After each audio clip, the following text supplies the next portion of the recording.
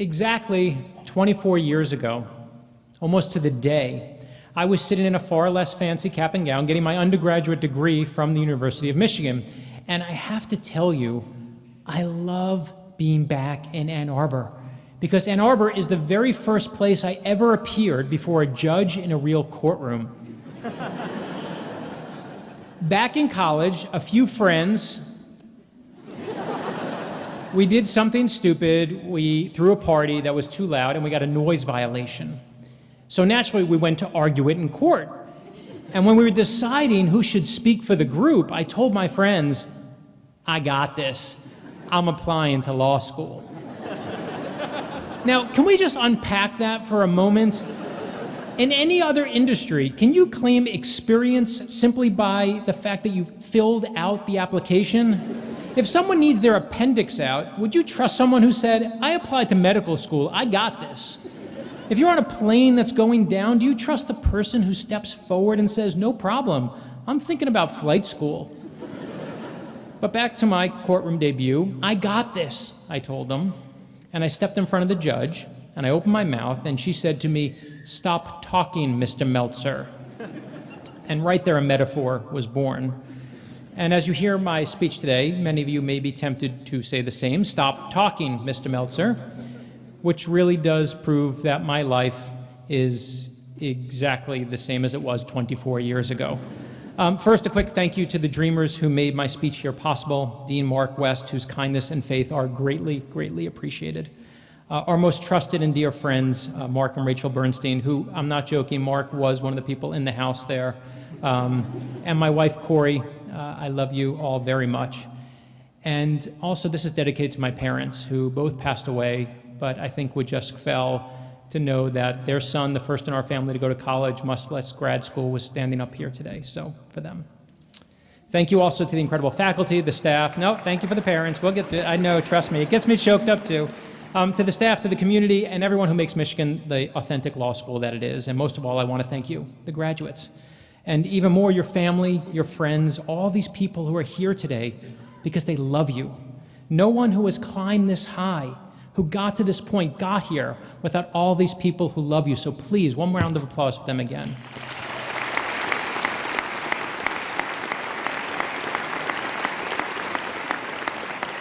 The great irony is that I've already sort of given this speech, because back during the summer of my own first year of law school, I was a speechwriter for a man named Eli Siegel, who worked for then President Bill Clinton. And Eli passed away a number of years ago, but back then he was the CEO of AmeriCorps, the White House's new national service program. And I was hired as a speechwriter. I was 24 years old, and one of the first speeches that Eli asked me to work on, the graduation speech that he delivered, yes, right here at the University of Michigan Law School. It's like time travel, right? So to continue on that time travel journey, I want you to jump with me from 23 years in the past to 10 years into the future. A decade from now to 2026, to your own 10-year reunion from this law school. So everyone park your flying cars at the Jim Harbaugh Library and gather around.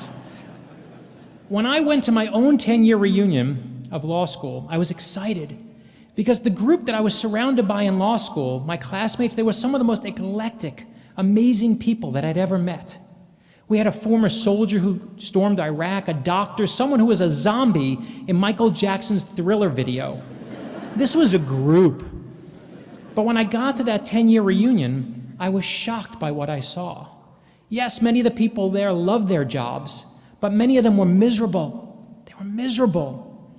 So my goal today, to help you with all the superpower that a graduation speech has, and taking into account that I don't remember one word from my own law school graduation speaker, but I want to help you be in that group who loves their work as opposed to the miserable ones. Because indeed, for nearly 6 months, since the first moment they invited me to speak here, I've been researching that very question, interviewing law school deans and partners, lawyers of all types, asking them, what's the secret sauce?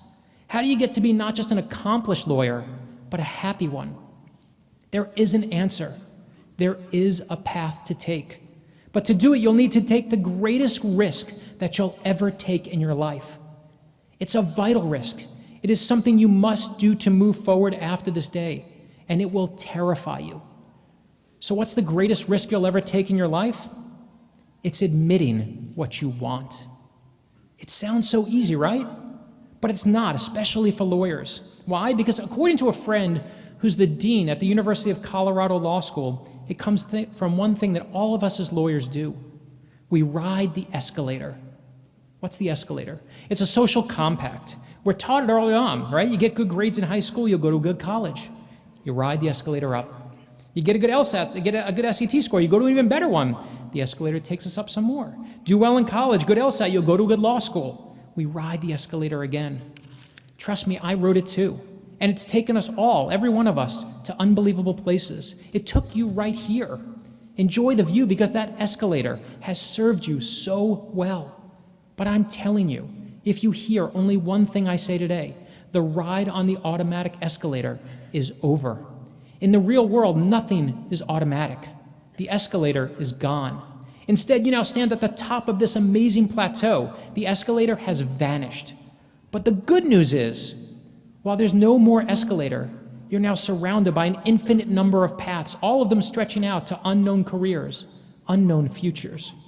And deep in your hearts, you all know this. You know that whatever crazy dream you have, you can go grab it. But ironically, even with that knowledge, it doesn't mean you'll admit what you really want in this life. Why? Because putting yourself out there, especially emotionally, is scary. If you admit what you want, you risk not getting it, and failure terrifies us. So how do you actually pull it off? How do you take the greatest risk you'll ever take in your life and admit what you want? You need to do 3 things. First, you need to remember what you love, especially about this place. When I graduated Michigan, my mentor Eli convinced me to move to Boston to work for him at Games Magazine, a crossword and puzzle magazine. So I moved all my stuff to Boston. I moved everything to Boston. He was going to be my mentor and take me under his wing. And when I finally get to Boston, the week I get there, Eli leaves the job. And I thought I wrecked my life. So I did what my entire life's work prepared me for. I cried, right? I watched the original Star Wars trilogy, and I did what all of us would do when we think we wrecked our lives. I said, I'm going to write a novel, right? Every one of you, I know. And I did. My first book was a book about the University of Michigan. I wrote it about 2 friends here, and that novel got me 24 rejection letters. To be clear, there were only 20 publishers. I got 24 rejection letters. But the day after I got my 23rd and 24th rejection letter, I said, if they don't like that book, I'll write another. And if they don't like that book, I'm going to write another. By that time, Eli was working in Washington, D.C., and he hired me back. He knew I loved to write now, and he said he wanted me to be his speechwriter. And the next day, I started my next book. What was that new book about? To me, the number one most fascinating thing in law school was when we learned how the Supreme Court actually worked. Not just how the voting worked, but the behind the scenes. That the research and the actual drafts of the decisions were entrusted to 26-year-old law clerks, people just like you who were fresh out of law school. For me, it became an obsession. So it was no surprise that one day, while daydreaming in a torts class, I came up with the idea for that next book. I wrote down the word Supreme Court, I wrote down the word clerk, and I circled it, and I wrote book idea on the top of it. That idea, the one thing I love more than anything else, became my first published novel, The 10th Justice, about a Supreme Court clerk who inadvertently leaks a decision before it's announced to the public. But again, that was my second book. I already had 24 rejections. So why didn't those rejections slow me down? Yes, because I was young and stubborn, but also because of that passion, that love I had for what I was working on. And I hope it will be the same for you. Choosing a career in the law is not just about asking which firm will pay you the most. On my very first day of law school, the dean told us, look at the front page of any newspaper. In every story, there's a lawyer. That means you can do anything with your law degree. So find what excites you. It sounds so easy to say if you love film and television, go into entertainment law. Or if you're passionate about the environment, work in environmental law, but it's true. Remember what you love. Remember what you do when no one's around and you have all the free time in the world. A classmate of mine who loved patent law, she loves her job as a patent lawyer. It's so obvious, but it's the easiest thing to forget. Why? Because we spent so much time living on that stupid escalator. And while we were on it, While we were studying for exams and applying for law review and firm interviews, we were holding the handrail of that escalator, and we were craning our necks, checking out to see what everyone else was doing on those escalators next to us. Today, it's time to stop worrying about what the folks on the left and the right of you are doing. It has served you well up to this point, but from here on out, you're better served by focusing on what you want. Of course, it's hard to do this. It's a scientific fact. Genetically, we're wired to embrace conformity. According to writer Tim Urban, back during the times of our Neanderthal ancestors, fitting in with those around you wasn't just convenient, it kept you alive. If you were different, you were tossed from the tribe, so humans developed an evolutionary need for social approval. Today, though, in our complex world of varying cultures and personalities, it's dangerous to lose what Urban calls your authentic voice. I love that idea, your authentic voice. The person you are deep at your core, the person you are when no one's around. The happiest lawyer I know is a friend of mine who graduated from this law school. Years ago, when we were living in Washington, D.C., his wife went into labor with their first child, and he rushed with her to the hospital. They hadn't packed any bags, and it was all happening so quickly, so he sent me to his house with a list of items to gather. Now imagine the moment when you get to walk into your friend's room and go through their drawers, right? You have no idea what you're gonna find. And as I entered my friend's bedroom, you know what he had on his nightstand? An open copy of the University of Michigan Law Review. The Law Review next to his bed. That is the nerdiest reading material in the entire world.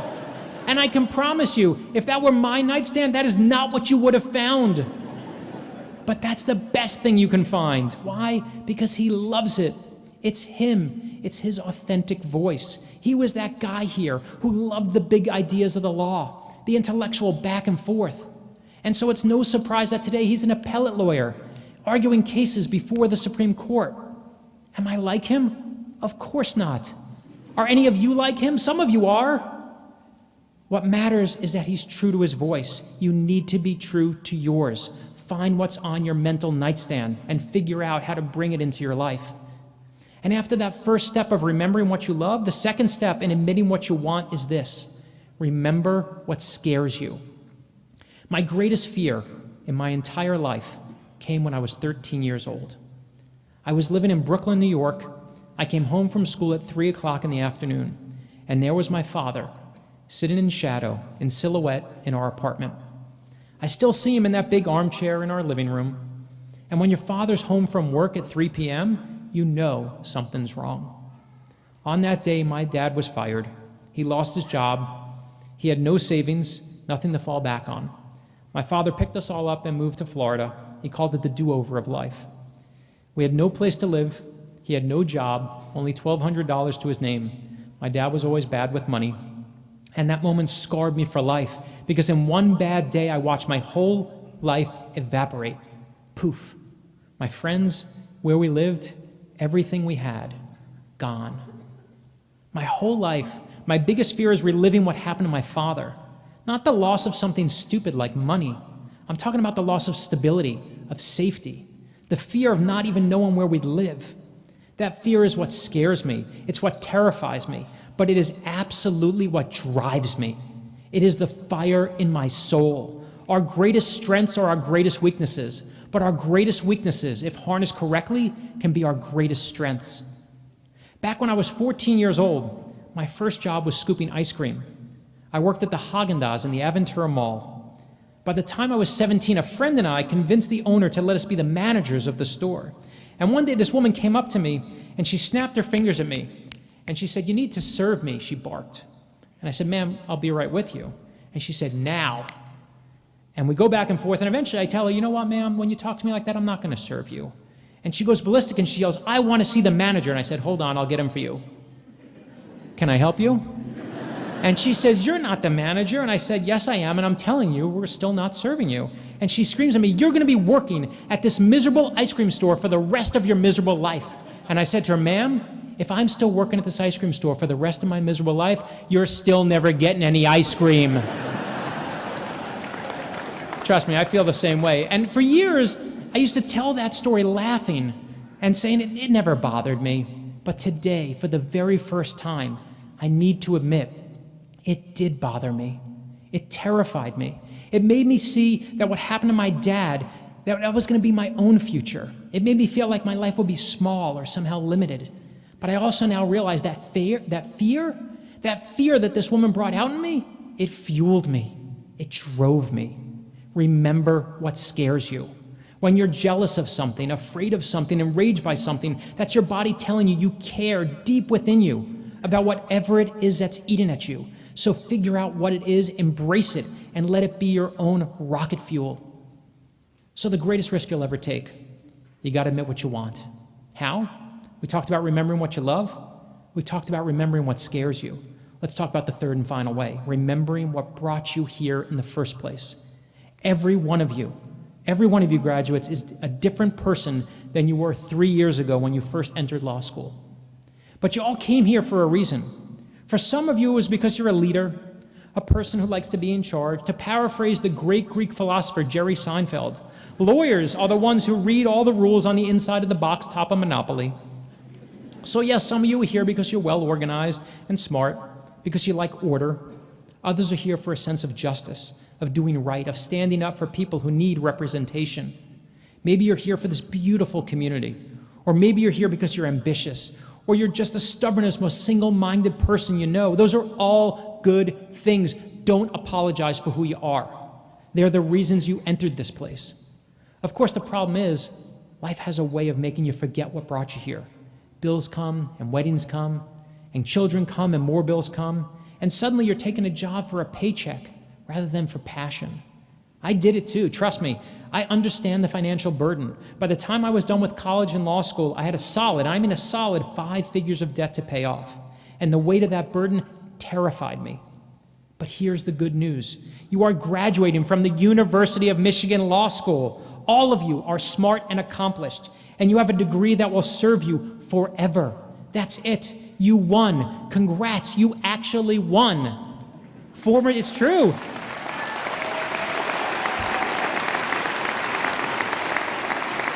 The former dean of Yale Law School, Harold Coe, said it best. He said, you're a loaded weapon. So who do you want to fight for? Everyone has a right to a lawyer, but they don't have a right to you. You get to decide who you give your talents to. So when you look back on it 10 years from now, ask yourself, will you be proud of who you served? With that in mind, in these next few years, if you don't like your job, leave it. You'll find another. It's the one thing we're never supposed to talk about at a graduation, failure. It's going to happen. This isn't news. All of you, all of us, we will all fail. I got 24 rejection letters. In one of my novels, the editor wrote sideways on the page so I can read it, I'm so bored right now, I want to put a gun in my mouth. True. But I promise you this, if you don't fail, you also probably don't find happiness.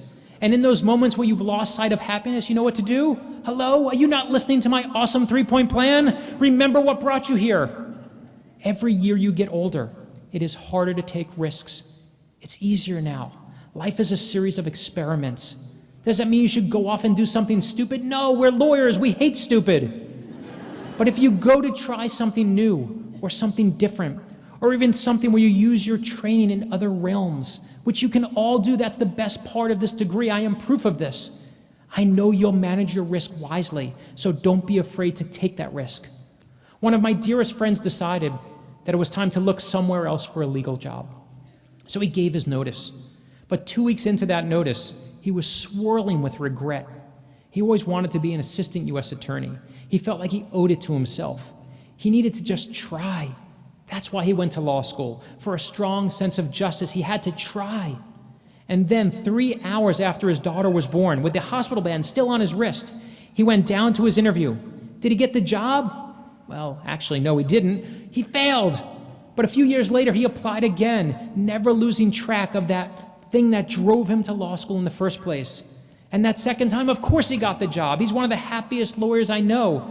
And I'm now realizing that all of my friends have their greatest epiphanies when they're racing to the hospital. But there you go. What's the greatest risk you'll ever take? Admitting what you want. How do you admit it? Remember what you love, remember what you fear, and remember what brought you here in the first place. And when you're armed with that information, what do you do now? You jump. Life used to be an escalator. Today, it's a trapeze. It's terrifying. It's exhilarating. But when you make that leap to your authentic self, I promise you, it will be glorious. As for me, when they asked me to speak here today, I went back and I found that original speech that I worked on for my mentor, Eli Siegel, 23 years ago. To be honest, I have no memory of which lines I wrote myself or if I added anything at all. That is gone to history. But as I sat there in my office, reading through these words that my 24-year-old self may or may not have written, I found this at the very end. This is what Eli said to the Michigan Law School class of 1993, quote, "I hope one of you will be up here speaking 26 years from now. Whoever that lucky one is will be just that, lucky." Eli, you were right about that. But as I look back at my own life, of all the things Eli gave me, the best thing was his support of me as a writer. He knew why I went to law school, because I was terrified to struggle as hard as my poor dad was forced to. He knew that was what I feared, but more than anything else, he knew and gave me the space to tell the stories I loved.